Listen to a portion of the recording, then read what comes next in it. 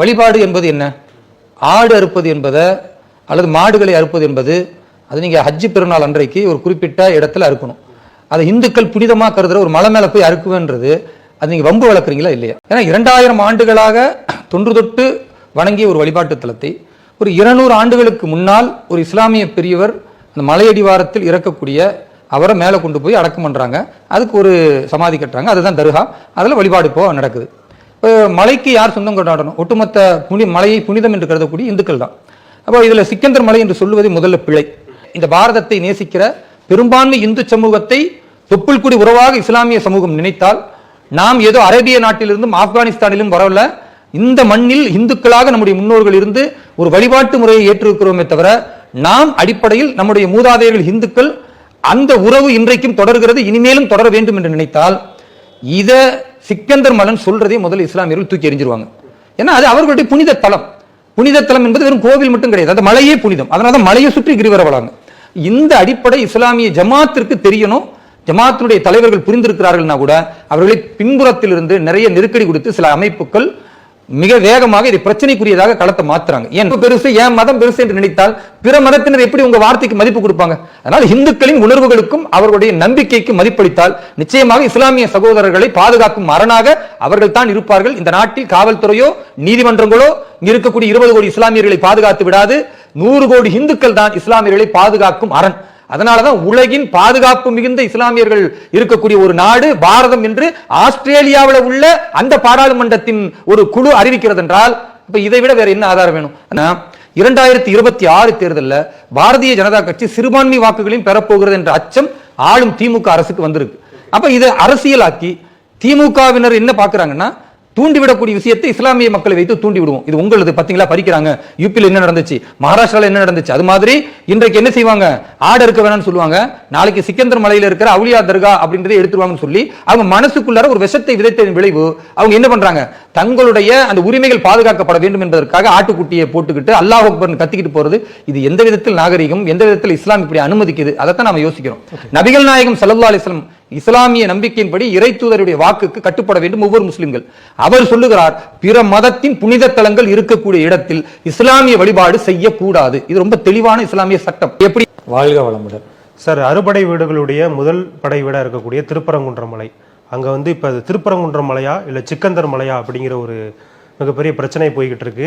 ஒரு சில இஸ்லாமியர்கள், இஸ்லாமிய அமைப்புகள்னு சொல்லலாம், அவங்க மேலே போய் ஆடு வெட்டுறது, மாடு வெட்டுறது உள்ளிட்ட செயல்களில் ஈடுபட்டுக்கிட்டு இருக்காங்க. ஸோ இந்த சம்பவங்களை நீங்கள் எப்படி பார்க்குறீங்க?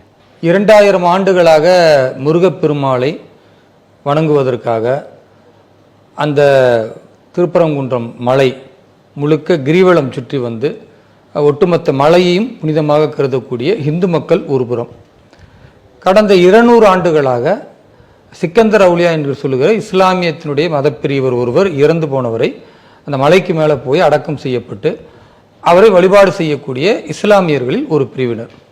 இப்போ இந்த 2 பேருக்கு மத்தியில் கருத்து மோதல் வந்ததற்கான அடிப்படை காரணம் என்னன்னு முதல்ல புரியணும். ஓகே, அதுக்கு முதல்ல நான் சொன்னதிலே உங்களுக்கு விளக்கம் புரிஞ்சிருக்கும்.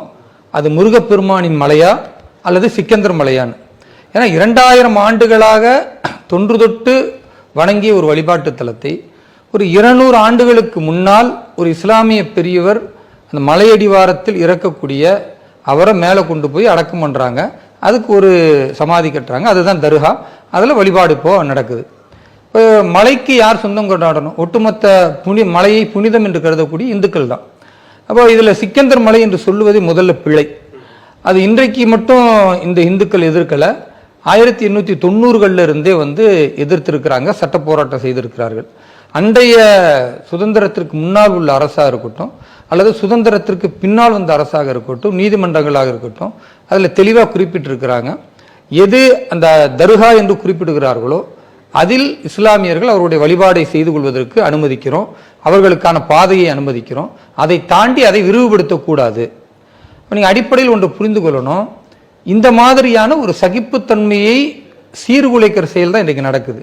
இந்துக்கள் 2000 ஆண்டுகளாக புனிதமாக கருதக்கூடிய அந்த மலையை, அதில் இருக்கக்கூடிய முருகப்பெருமானை, அந்த இடத்தை பொறுத்த வரைக்கும் அது சைவத்தை அடிப்படையாக கொண்டது.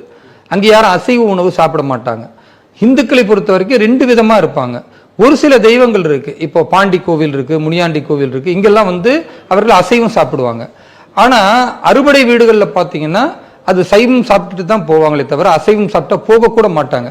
அப்படி ஒரு கண்ணியத்தோடு ஒரு மரபோடு அவர்கள் தங்களுடைய பண்பாட்டை பாதுகாத்து கொண்டிருக்கும் பொழுது அதை ஒரு சில இஸ்லாமிய நபர்கள் சீர்குலைப்பதற்காக இது சிக்கந்தர் மலை என்று சொல்வதை ஏற்றுக்கொள்ளவே முடியாது. அது தவறானது. இரண்டாவது, இதுல காவல்துறை வந்து தடுக்கணுமா?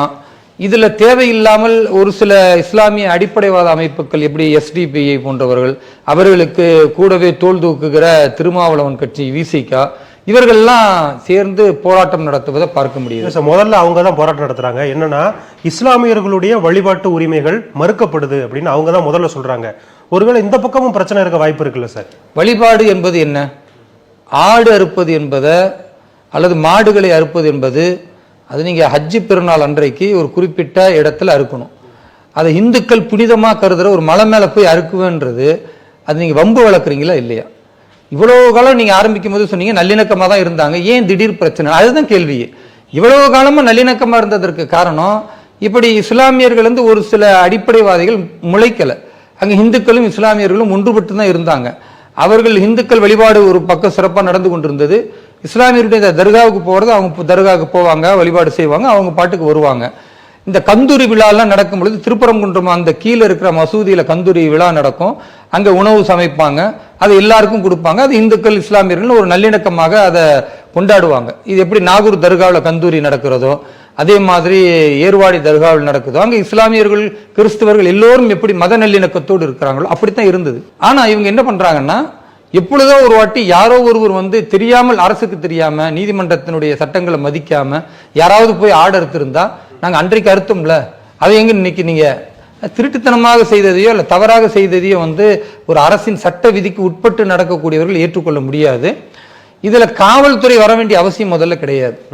இதுல நீதிமன்றம் தலையிட வேண்டிய அவசியம் கூட கிடையாது. நான் சொல்றேன், உண்மையாகவே இந்த பாரதத்தை நேசிக்கிற பெரும்பான்மை இந்து சமூகத்தை தொப்புள் குடி உறவாக இஸ்லாமிய சமூகம் நினைத்தால், நாம் ஏதோ அரேபிய நாட்டிலிருந்தும் ஆப்கானிஸ்தானிலும் வரல, இந்த மண்ணில் இந்துக்களாக நம்முடைய முன்னோர்கள் இருந்து ஒரு வழிபாட்டு முறையை ஏற்றிருக்கிறோமே தவிர, நாம் அடிப்படையில் நம்முடைய மூதாதையர்கள் இந்துக்கள், அந்த உறவு இன்றைக்கும் தொடர்கிறது, இனிமேலும் தொடர வேண்டும் என்று நினைத்தால் இத சிக்கந்தர் மலன் சொல்றதே முதல்ல இஸ்லாமியர்கள் தூக்கி எறிஞ்சிருவாங்க.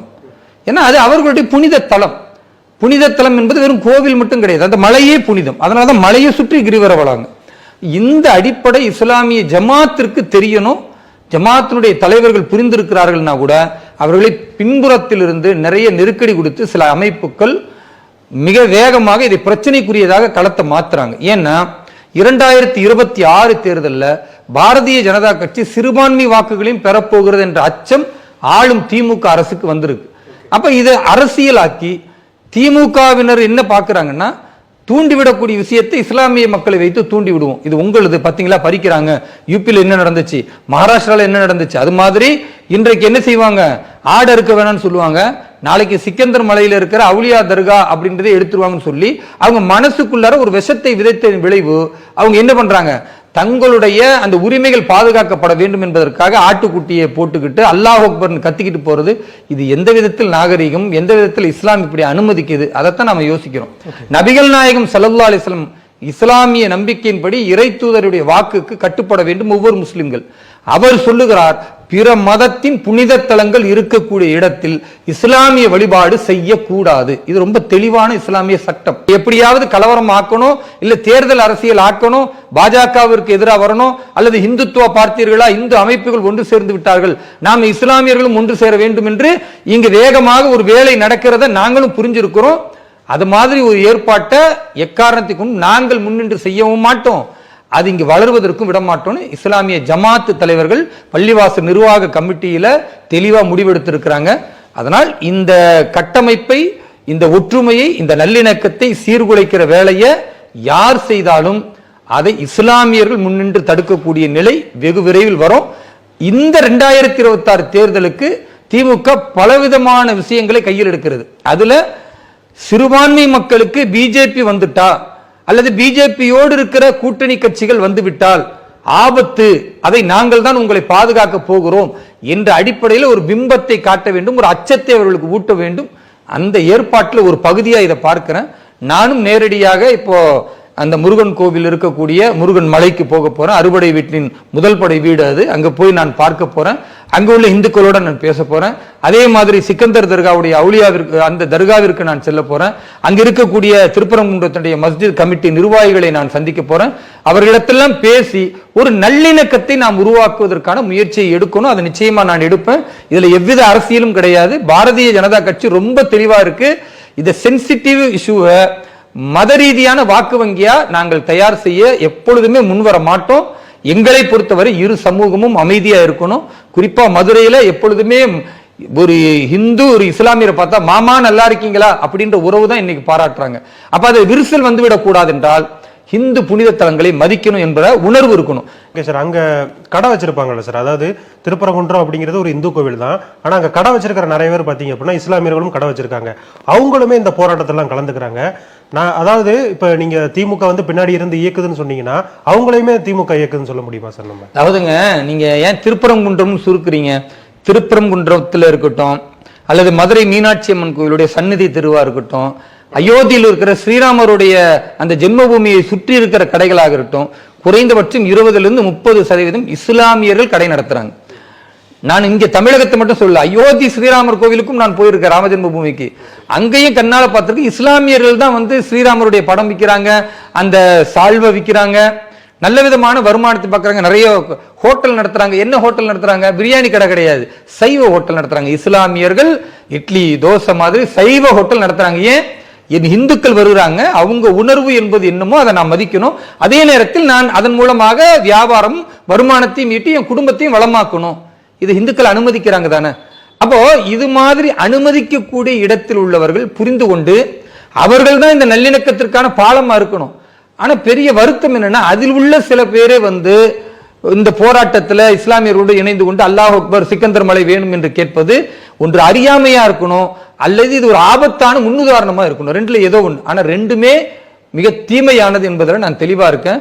கண்கட்ட பிறகு சூரிய நமஸ்காரம், அந்த மாதிரி இரு சமூகத்திற்கு மத்தியில் ஒரு கலவரம் வந்து உயிரிழப்பு வந்து, எப்படி கோவை மிகப்பெரிய அளவிற்கு 20-30 வருஷம் அந்த இஸ்லாமிய இந்து மக்களுடைய உறவே இல்லாமல் பிரிந்து போய் கிடக்கிறதோ, அப்படி மதுரை ஆய்வுகிட கூடாது என்றால் உளவுத்துறை இந்த சிக்கந்தர் மலை என்று சொல்லி யார் போராடுகிறார்களோ இவர்களுக்கு பின்னால் இயக்குவது யார் என்பதை தெளிவுபடுத்தணும். ஏன்னா எஸ்டிபிஐ பொறுத்த வரைக்கும் கடந்த காலத்தில் பார்த்திருக்கோம், அவர்கள் பயங்கரவாதத்தை ஊக்குவிக்கிற ஒரு அமைப்பு. வெளிப்படையாக பயங்கரவாதத்தின் மூலம் தடை செய்யப்பட்ட பாப்புலர் ஃப்ரண்ட் ஆஃப் இந்தியா என்கிற அந்த பிஎஃப்ஐயோடு இணைந்திருக்கிற ஒரு அமைப்பு இது. இப்ப இவ்வளவு ஆபத்தான ஒரு அமைப்பு போராடுகிறது. அதற்கு திருமாவளவன் உள்ளிட்டவர்களும் மிக அதிகமாக குரல் கொடுக்கிறார்கள் என்றால் இவர்களை இயக்குவது யார்? அது இந்தியாவிற்குள்ள இருக்கிறதா, அல்லது வெளிநாடுகளில் இருந்து பாரதத்தை வந்து ஏதாவது தவறான வழிக்கு கொண்டு போவதற்கு, இங்குள்ள இஸ்லாமியர்களை பரிதவிக்க வைப்பதற்கு சதி ஏற்படுகிறதா என்பதை தமிழகத்தின் உளவுத்துறை மிக வேகமாக கண்டுபிடித்து நடவடிக்கை எடுக்கணும். இதுல எனக்கு வருத்தம் என்னன்னா, அந்த மலையின் அடிவாரம் வரைக்கும் இஸ்லாமியர்களை வர வைத்து கழுத்துல வந்து ஒரு ஆட்டுக்குட்டியை போட்டு பிறகு அல்லாஹ் அக்பர் கத்தி நாங்கள் மேல விட மாட்டோம் சொல்றதெல்லாம் இது ஓவரா, இது ஏதோ ஒரு எல்லை மீறி அவர்கள் போவதற்கு காவல்துறை மறைமுகமாக ஆதரவு தெரிவிக்கிறது என்ற ஒரு அச்சம் எனக்கு இருக்கு. ஏன்னா காவல்துறை நினைத்திருந்தால் அவர்கள் வரும் வழியிலேயே கைது செய்திருக்கலாம், அல்லது அந்த மசூதியிலேயே போய் அந்த மஸ்ஜிதினுடைய நிர்வாக கமிட்டியில் உட்கார்ந்து பேசி, இல்லைங்க இப்படி செய்யக்கூடாது, இப்படி செய்தால் நாங்கள் கைது செய்வோம், நீங்க தாராளமாக வழிபாடு செய்யலாம், அது நீதிமன்றத்தின் ஆணை இருக்குன்னு சொல்லியிருக்கலாம். அதையெல்லாம் விட்டு அவர்களை நடைபயணமா வரக்க வைத்து எல்லாரையும் கோஷம் போட வைத்து பிறகு அந்த மலையின் அடிவாரத்தில் வைத்து நாங்க வந்து கைது செய்வோம் என்று சொல்வதாக இருந்தால், அதை வீடியோ எடுத்து இஸ்லாமியர்கள் தூண்டுவதற்கான ஒரு காரண காரியம் இருக்கிறது என்றால், அப்ப திமுக அரசு இஸ்லாமியர்களை உணர்ச்சி பூர்வமாக வேறு விதத்திற்கு தள்ளுகிறதா என்பதெல்லாம் இருக்கு. நான் பேசும்போது ஒரு சில இஸ்லாமியர்கள் நினைக்கலாம், எப்பொழுது பார்த்தாலும் இவர் இந்துக்களுக்கு ஆதரவா பேசுறார். நிச்சயமா கிடையாது. இந்துக்களுக்கு ஆதரவு என்பதை விட இந்துக்களின் சகிப்புத்தன்மையை நீங்கள் தவறாக புரிந்து கொண்டால், அது அருந்து போய்விட்டால் பிறகு இழப்பு இஸ்லாமியர்களுக்கு என்பதால் நான் அந்த பக்கம் இருந்துகிட்டு இஸ்லாமியர்களுக்கு தான் குரல் கொடுக்கிறேன். நான் அந்த பக்கம் இருந்து கொண்டோ நீங்கள் ஆபத்தில் சிக்கிவிடக் கூடாது, உங்களை எப்படி பாதுகாப்பது என்பதில் நான் யோசிக்கிறேன். நான் இந்துக்களோடு உறவு பாராட்டி கொண்டு இருக்கக்கூடிய அதே நேரத்தில் இஸ்லாமியர்களை ஒரு சீரான தேசிய நீரோட்டத்தில் இணைக்க வேண்டும் என்று நான் நினைக்கிறேன். அப்ப அது மாதிரியான நிகழ்வுகளுக்கு நீங்க எப்பயுமே இன்னொருத்தருடைய உணர்வை மதிச்சா தான் உங்க பேச்சையே கேட்பான். நீங்க என் உணர்வு பெருசு, என் மதம் பெருசு என்று நினைத்தால் பிற மதத்தினர் எப்படி உங்க வார்த்தைக்கு மதிப்பு கொடுப்பாங்க? அதனால இந்துக்களின் உணர்வுகளுக்கும் அவர்களுடைய நம்பிக்கைக்கும் மதிப்பளித்தால் நிச்சயமாக இஸ்லாமிய சகோதரர்களை பாதுகாக்கும் அரணாக அவர்கள் தான் இருப்பார்கள். இந்த நாட்டில் காவல்துறையோ நீதிமன்றங்களோ இங்க இருக்கக்கூடிய 20 கோடி இஸ்லாமியர்களை பாதுகாத்து விடாது. 100 கோடி இந்துக்கள் தான் இஸ்லாமியர்களை பாதுகாக்கும் அரண். அதனாலதான் உலகின் பாதுகாப்பு மிகுந்த இஸ்லாமியர்கள் இருக்கக்கூடிய ஒரு நாடு பாரதம் என்று ஆஸ்திரேலியாவில் உள்ள அந்த பாராளுமன்றத்தின் ஒரு குழு அறிவிக்கிறது என்றால் இப்ப இதை விட வேற என்ன ஆதாரம் வேணும்? அந்த நல்லிணக்கத்தை பாதுகாப்போம். அதற்காக நான் நேரடியாக கலாய்வும் செய்ய இருக்கேன்.